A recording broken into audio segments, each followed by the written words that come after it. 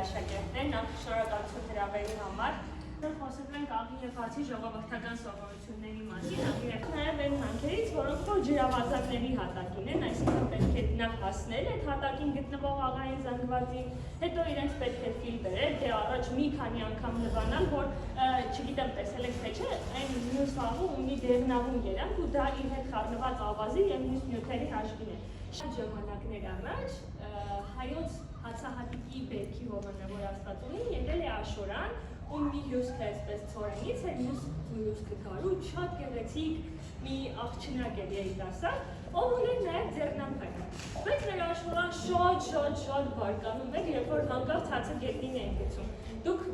եթե ուշադիր եք, տեսակ չէ, այստեղից մինչև այստեղ վերջին գործիքին հասնելը մենք ինչքան խոսեցինք, ինչ ենք անում, բնականաբար էր հացը գցելը, դա հատկապես երեխաներին վախեցնելու համար ինչ-որ բան պետք է մտածել և ասում էին այս Աշորան երկնքից ամեն անգամ հարվածում էր ձեռնափայտով են մարդուն, ով որ հանկարծ համարձակվում էր հացը գետնին գցել։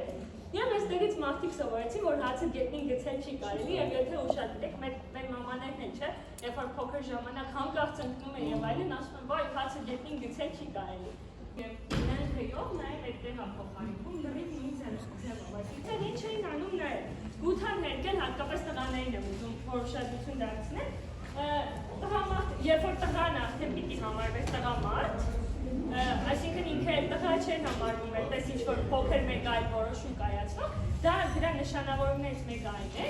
որ պետք է սկսեին գութան հերկել և երբ է տրվում իրենց այդ հնարավորությունը, ամուսնությունից հետո։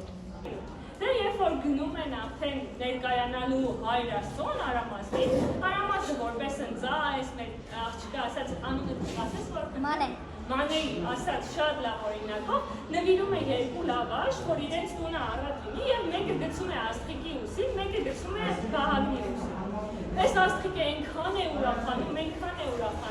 որ սկսում է բարել այդ ուրախությունից ու լավաշը սահում է, ասում են ուսից ընկնում է։ Եվ Արամազն ասում է, եթե դու մի հաց չկարողացար քո ուսին բահել, ամբողջ ընտանիքի բեռը երբեք չես կարողանալու քո ուսին բահել։ Եվ չի թողնում, որ ամուսնանան, ամուսնությունը այդտեղից համարվում է, որ չեղարկում է այստես առասպելի ավանդազրույցի, և շատ թանկարժեք, և եթե ուշադիր լինեք, սա Կիլիկյան մանրանկարչության օրինակ է, այս կապույտներով և ոսկեզօծներով շատ քիչ կհանդիպեք ավետարանների։ Գիտեք ինչքան էր աղի գինը։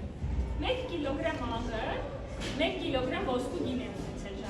ժամանակ։ Լուսինը փոքր տղա էր, բայց շատ անհամբեր տղա էր, շատ։ Ամեն անգամ, երբ որ մայրիկը հաց էր ասում է արագացում ուզում եմ ուտել, ու մի անգամ այնքան է ասում, այս մայրիկը էլ չի դիմանում, այնքան է բարձրացած լինում, մի հատ ապտակում է մեր ուսին, բայց այնքան ուժեղ է ապտակը ստացվում, որ բարձրացնում է երկինք ու դեմքի վրա, մայրիկը խմորով ձեռքի հետքերը մտնում, ուսին եղանակվեց, միշտ այսպես իմ վրա հավասար չէ, շատ արժեքներ ունենք այդ թվում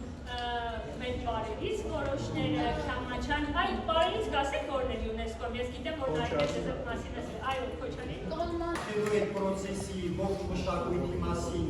լիքը բան գիտեի, որտեղ ինքս գյուղում ծնված,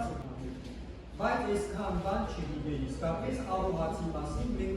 մեր մշակույթը հարուստ է այդ մասով, բայց հավատացեք, այդքան շատ բան չգիտեի, և իմացանք, հարստացանք այսօր, շնորհակալություն ձեզ